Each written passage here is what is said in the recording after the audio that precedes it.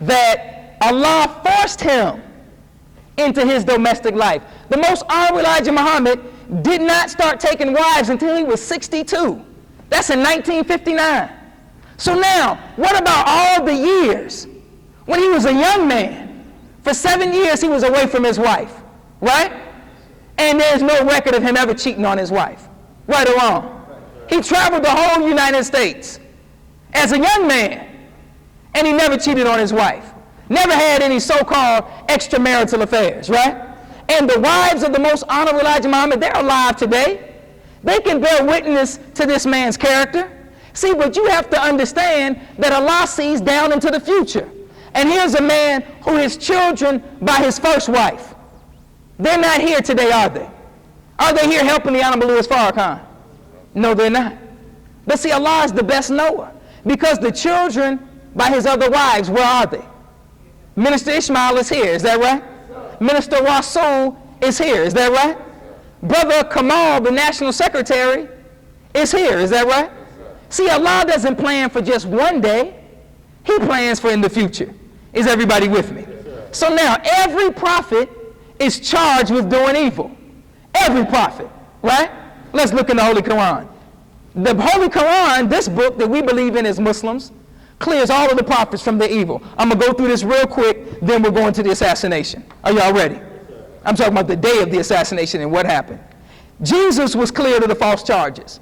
In the Holy Quran, chapter 3, verse 51 through 55, they charged him with telling the people that he made them worship him. And God cleared some of those false charges. Is that right? Then you turn to the 12th chapter of the Holy Quran. And Joseph was charged with trying to sleep with the wife of the Egyptian, right? And Joseph is cleared in the chapter 12, verse 50 through 57. Cleared of the false charges. David is charged with committing adultery. But in the Holy Quran, chapter 38, verse 24. Y'all got that? 38, verse 24. David is cleared of the false charge of committing adultery. Solomon, in the second surah, or chapter, the 102nd verse, he was charged with worshiping false gods, but he's cleared of the charges.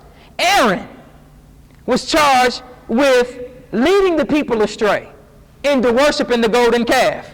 But in the 20th chapter and the 90th verse of the Holy Quran, he was cleared of those charges. Moses, in 33, verse 69, is cleared of the false charges. Prophet Muhammad, in chapter 7, verse 200, y'all got that?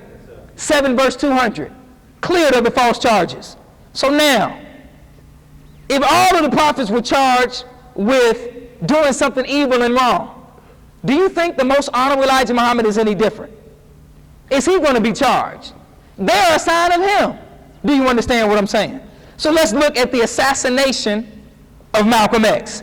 Now, Malcolm X said that he would no longer blame the Muslims when his house was firebombed in New York. His house was firebombed 7 days before he was assassinated. Now, what they always show you on the news is him coming out the house saying, you know who did this? It was the Muslims that did it, right? That was the night that his house got firebombed, right? But then the New York police tried to blame Malcolm for firebombing his own house. Now, I want you to keep in mind, he's living in a house that the Nation of Islam was paying the mortgage on, right? So why would we firebomb a house that we were paying for? So the New York police charged Malcolm with firebombing his own house because they said a Molotov cocktail was on the dresser. But the neighbors said that the police brought it in and put it on the dresser because they came in to get clothes for the children and there was no cocktail there. They saw him bringing one in. Y'all got that? So Malcolm X found that out later, and I'm going to read to you his exact words of what he said. Y'all with me? He said, the more I keep thinking about this thing, the things that have been happening lately, I'm not sure it's the black Muslims. I know what they can do and what they can't. They can't do some of the things, some of the stuff recently going on. I think I'm going to quit saying it's the Muslims. Those are Malcolm X's own words. Wait a minute. Malcolm X's sister also said it wasn't the Muslims. Bear with me for 1 minute. Oh, I think it's up. Here it is right here. Y'all with me? She said, we're talking about his sister Ella. When they, talking about the police, when they planted the gasoline, I knew that it was no longer the Muslims. Now, I want you to be very clear. See, the FBI had people in the Nation of Islam, and they had people in Malcolm X's organization. In fact, J. Edgar Hoover told them to recruit more agents because he saw that Malcolm X and Elijah Muhammad had split, and they needed new people to join Malcolm X's group. See, the purpose of the agent is to get in a position to influence someone so that the black organizations can always be fighting, trying to kill one another. Are y'all with me? So now, Malcolm X's house was firebombed. The government was trying to make it seem like it was the nation, and there were a lot of Muslims in the nation. Most Muslims, well, all Muslims, were angry with Malcolm X. But I want you to think about it. If Elijah Muhammad ordered Malcolm X's death, and they started tapping his phone in 1957, you can't order somebody's death and not go to jail. Why did John Gotti go to jail? Because he ordered somebody's death, is that right? And he went to jail and died in jail, is that right? So if they were tapping his phone, following him 24 hours a day, then, and they wanted both men, then why didn't they come and arrest the Honorable Elijah Muhammad? Because they didn't have anything on him. Now I can't say that there were not people in the Nation of Islam, okay, that wanted Malcolm X dead, because there were. But the Honorable Elijah Muhammad told us at that time to leave Malcolm X alone. But see, some people don't listen. It is today as it was then. You have hard-headed people. And see, the way that the government rolls, see, when you in all these little gossip circuits, you know, the government is listening to you. That's why there's supposed to be no gossiping, no backbiting. You say, well, see, if it's true, if the nigga did it, then shoot, what's wrong with just telling the truth? And that's true, if it is true, right? There's nothing wrong with truth, but truth spoken out of season bears no fruit. And if this brother cheated on his wife, let's say, and I'm telling you, and you can't do nothing about it, why am I telling you? See, so the FBI would be among people in the Nation in Malcolm's group, saying, man, you know, that nigga, you know, what he's saying about Elijah Muhammad ain't right. Somebody should deal with him. And then if the brother is gullible, he's like, what? Y'all saw N2D, right? Y'all saw Belly, right? Okay, he's like, what? Well, yeah, I think you're right. We should deal with him. Well, why don't you come with me so we can deal with him, because what he's saying about Elijah ain't right. And then you got people among Malcolm's group saying, the way Elijah did you was wrong. You did all that. You built the whole nation by yourself, right? You read the dictionary and became a world leader. And look at how he treated you, right? So now, this is what the FBI is doing behind the scenes. Y'all with me? So Malcolm said he would no longer blame the Muslims. His sister said it wasn't the Muslims. On the day that Malcolm was assassinated, we're talking about February 21st, 1965. Malcolm had asked after his house was firebombed for police protection, right? The day that he was assassinated, there was no police protection in the Audubon ballroom. No police anywhere to be seen. When you came in here tonight, you had to be checked, is that right? When Malcolm X was assassinated, there was no check procedure. Because some slick government agent told Malcolm X, look, you're offending those people when you check them. That's offensive. It reminds them of Elijah Muhammad. And guess what was the first day Malcolm stopped checking people in the Audubon ballroom? The first day was February 21st. All before then, Malcolm still checked people. But on the day that he said he would no longer search, that's the day that they came in with the guns. That should let you know that there was someone among his group working for the government, right? So there's no check procedure. Now, Malcolm X's chief security guard, his name is Gene X. Roberts. Chief security. He was an undercover agent for the New York Police Department. They had a boss group, Bureau of Special Services. So this man is Malcolm's chief security guard. Right before Malcolm comes to the rostrum, he signals to be relieved from his post. Y'all with me? Now, the day of the assassination, the press usually sits on the front row, right? Anytime there's a meeting, the press sits on the front row because they may have questions or whatever, right? But on February 21st, the press was on Malcolm's right and what should be their left, your left. Y'all with me? They put the press on the side. Y'all got that? And it left the front row clear because the two men had to get into the argument, right? Okay. So now, no one got checked. Press is put on the side. Did Elijah Muhammad do that? Did he call the press and say, look, sit on the side today? Did he call and say, look, don't check today? Did Elijah Muhammad do that? When Malcolm X went to France and they said, we can't let you in because you're going to be assassinated? Did Elijah Muhammad call France? When he went to Egypt and they poisoned him in Egypt? Did Elijah Muhammad call him in Egypt and say, look, put some poison in this food? Or was that the FBI and the CIA? Are y'all with me? So now the press is on the side. The man stands up. Get your hand out of my pocket. Which was a diversion. Now, the two men that were on Malcolm left Malcolm. If you know anything about security, anything, then you know that if the principal is about to be dealt with or harmed, then you cover the principal and you get them to the nearest exit, right? This man says, get your hand out of my pocket. The two men leave the stage, right? Gene X. Roberts is at the door making sure that the men get out. That's why he's at the door. Y'all with me? The two men leave the stage to go after the men in the audience. The three men that are in the audience with guns come up and they shoot Malcolm X to death, right? Then all five men run out. Now someone told Malcolm X's people not to carry any guns that day. But Reuben X. Francis, he had his gun. He brought his, right? And he shot, what's his name? Talmadge Hayer, who was caught on the scene. He shot him in the foot, right?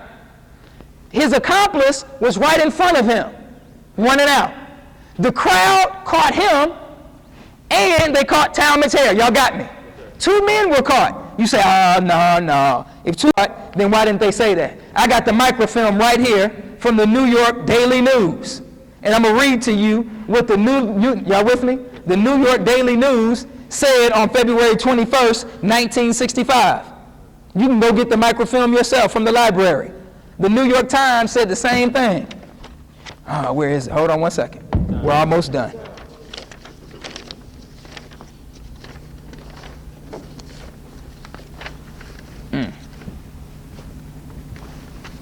Got so much stuff. Here it is. Okay, y'all ready? Malcolm X, this is the Herald Tribune, New York Herald Tribune. Malcolm X slain by gunmen as 400 in ballroom watch. Police rescue two suspects. That's February 21st, 1965, right? This is February 22nd, 1965. Y'all ready? Malcolm X slain by gunmen as 400 in ballroom watch. Police rescue one suspect. What happened? What happened to the other man? That all of the New York papers said there were two men on the day of the assassination, but the next day they said it was one man. Why did they say that? Because the one that they let go was the one that was working for the FBI. Now the man that was caught, he said that the two members of the Nation of Islam were not involved in the assassination. We're talking about Norman 3X Butler and Robert 15X Johnson. He said they weren't even there. They were very popular Muslims. And if they would have came in, everybody would have recognized them. Then he gave the four names of the other men that were involved. The government refused to reopen the case. Why would they do that unless the government was involved? Then, what's his name? Gene Roberts, the undercover agent, after he makes sure the men get out, right? By the way, the second man who was let go, he was caught by a police officer. Now this police officer was not on duty. He just happened to be passing by in his car and saw the people beating up one of the suspects. So he got the suspect and they took one to the hospital, Talmadge Hayer, who was shot in the foot, and they took the other one to the police station. That's the one that was let go. Y'all got that? So now we're dealing with only facts. So Gene X. Roberts comes from the back, and Malcolm X is laying down, and he gives a mouth-to-mouth resuscitation. Now I want you to think about it. This man got shot, like Ray Ray got shot. But when the paramedics came for Ray Ray, they didn't give him mouth to mouth. Right? When the paramedics came for Pookie, they didn't give him mouth to mouth. Right or wrong? Because you don't give a person mouth to mouth when they've been shot. You give a person mouth to mouth when they drown, right? To get the water out of their lungs. So why was this man giving Malcolm X mouth-to-mouth resuscitation unless he wanted to make sure that Malcolm X was dead? Are y'all with me? Now, there's a man who was over the CIA. His name is Colonel Fletcher Powtry. He said that whenever there's an assassination, the most important part of the story is the cover story. The story that comes out in the press, because that story covers the real story. You understand what I'm saying? Now, this is the man who is the head of the CIA. The most important part of an assassination, he says, is the cover story, because that story covers the real story. See, the FBI wanted the blame to be put on Elijah Muhammad. So the black people who loved Malcolm would in turn kill Elijah Muhammad so they could kill two birds with one stone. This man was a Shriner. That means he studied 35 to 50 years and he studied Islam. So he knew exactly what he was doing. Y'all follow what I'm saying? Now, Malcolm X was killed. They put the blame on Elijah Muhammad. Let me make sure I covered everything. The two men that were arrested, they just fit the description, two black men. They could arrest any two black men. So they got two black Muslims so they could blame Elijah for the assassination. But they couldn't bring any concrete proof that he had anything to do with it. So now, what lessons can we learn from the assassination of Malcolm X? Are there any lessons? Now, I'm going to give you a quote from a man that's been studying the assassination of Malcolm X for the last 10 years, and we're wrapping it up. He says, Manning Marble, who's a college professor, he says, two of the three men who were in prison, Norman X. Butler, Robert 15X Johnson, convicted and given life sentences, I am absolutely convinced were innocent. The real murderers of Malcolm X have not been caught or punished. That's Manning Marble. Now, what lesson can we learn from the assassination of Malcolm X? See, I'm going to tell you real quick. The 4 goals of COINTELPRO was to prevent black nationalist groups from being attractive to the youth. That's goal number 1. Goal number 2 was to watch for the misappropriation of money or to steal money so they can put it out in the press that they're stealing money. Y'all got that? The 3rd goal of COINTELPRO was to capitalize on conflicts between black groups. The 4th goal of COINTELPRO was to discredit groups and leaders. Now I need you to go pick something up. It's called the National Security Memorandum number 46. That's National Security Memorandum number 46. We're wrapping it up with this. They said in this memorandum that they wanted to prevent any coordinated activity of the black movement in the United States. We're talking about the government. They said that they wanted to use the CIA to create division among blacks in America and blacks in Africa. They never wanted a leader in America that could appeal to blacks in Africa. And they also said that they wanted the FBI to monitor the activities of all the black leaders and African leaders. Y'all got that? So now, let's look at it. William Sullivan, who was the assistant director of the FBI, said after the March on Washington, Martin Luther King was the most powerful Negro because of his ability to appeal to the masses. How many people came to the March on Washington? 250,000, is that right? Now, if this man said that he was the most powerful Negro in America in 1963 because he caused 250,000 people to come to the March on Washington, then we have to look at today and look at the Honorable Louis Farrakhan. This man brought not 250,000, but brought 2 million black men where? To Washington, D.C. If the government was afraid that a black leader would appeal to Africans and that there would be a relationship with blacks in America and blacks in Africa, does the Honorable Louis Farrakhan have a relationship like that? If the government said that no black nationalist leader should appeal to the youth, does the Honorable Louis Farrakhan appeal to the youth?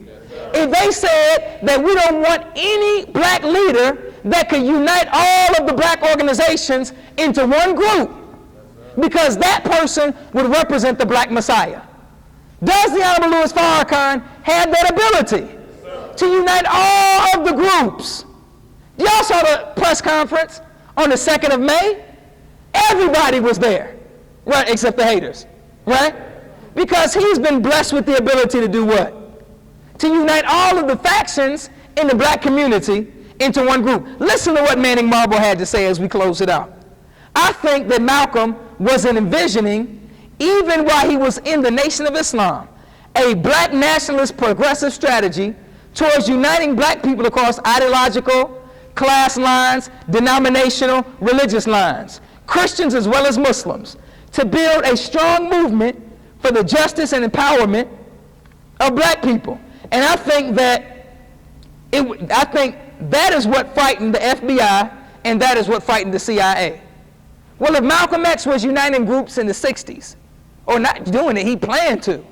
He never got a chance to do it, right?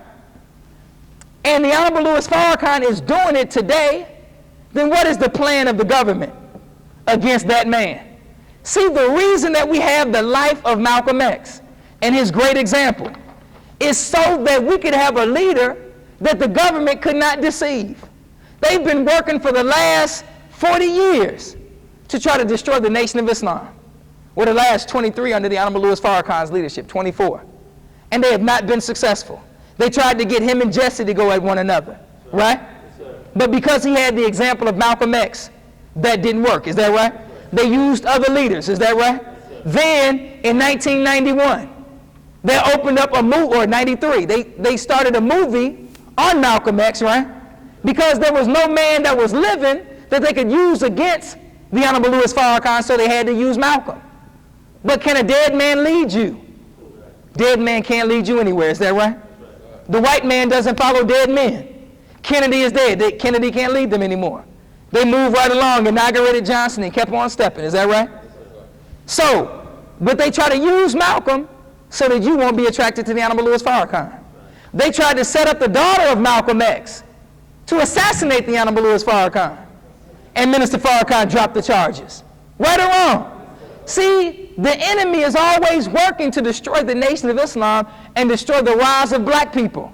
But God has shaped a man in the Honorable Louis Farrakhan where none of their tricks are able to work. In fact, the Honorable Elijah Muhammad said that the enemy had a lot of traps laid out for him, meaning the minister, and that he would spring every trap and not get caught in one.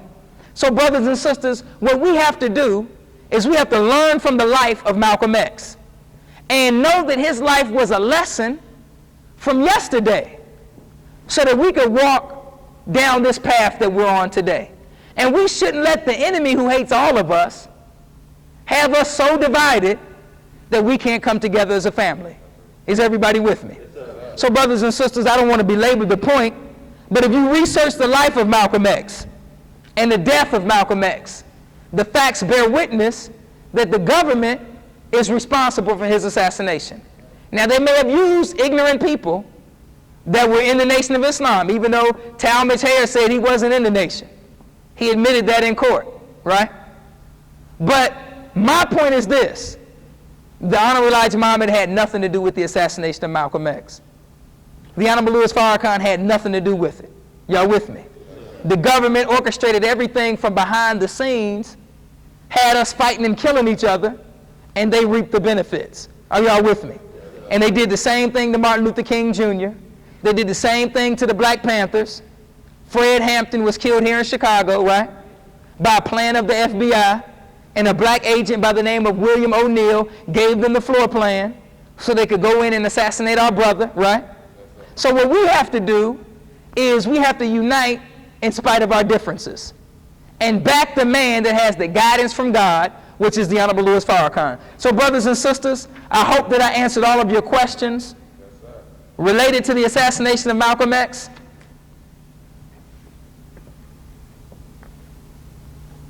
I'm making sure I covered everything. Yes, sir. Brother had a question, and we closing out. Malcolm X was looked at as he was looked at as great. So is that See, Malcolm X was trying to unite black groups. Even at the end of Malcolm X's life, he was trying to come back in the Nation of Islam, which many people don't tell you. And he wanted to unite all of the civil rights group into one group and put pressure on the United States government through the UN. So since he was planning that, the government did not want to be embarrassed before the world, so they had to deal with him. But they couldn't just come kill him. They had to make it appear as though the Nation of Islam had him assassinated. Y'all with me? So is that the same? So is it the same thing that they're trying to do to the benefit they're trying to get people to play a role in the Nation of Islam? Oh, yes, sir. To assassinate him? Yes, sir. That's the same thing. The reason I brought up the information at the end is because if they were afraid of Martin Luther King and they were afraid of Malcolm X and they were afraid of the leaders at that time, and the Honorable Louis Farrakhan has a greater appeal today by the grace of God only to more people than any of those people in the past, then what is their plan as it relates to him? Y'all with me? See, these are the things you want to think about. They always want, the government wants to deny black people leadership. When the FBI, they hated Martin Luther King Jr., they planned his assassination, they knew he was going to be assassinated, but did you know they chose Martin Luther King Jr.'s replacement? Yes, they did. It was a man by the name of Samuel R. Pierce.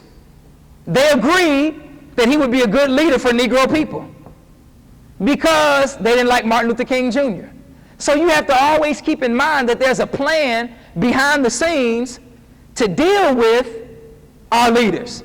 And even though you may not like some of them, even though they may make mistakes, you have to always keep in mind, well, what is the government doing to manifest their weakness? Y'all heard of Marion Barry, right? That's a man that was on television smoking crack with a prostitute. And all the black people say, oh man, look at him. This nigga on TV smoking crack. But they didn't tell you that the government spent $20 million to trap the man so they could put him on TV. They didn't tell you what they did to get him in that room. All they did was put him on TV and we made mockery of him. Is that right? All praises due to Allah. So brothers and sisters, I don't want to belabor the point. I would like to leave you as I came before you with the greeting words of peace. We say it in the Arabic language of Assalamu alaikum.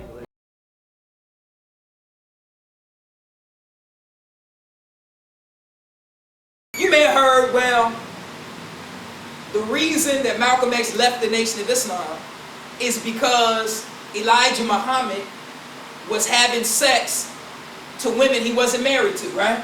Yeah. He was having extramarital affairs, right? That's what they say. Now let's deal with that.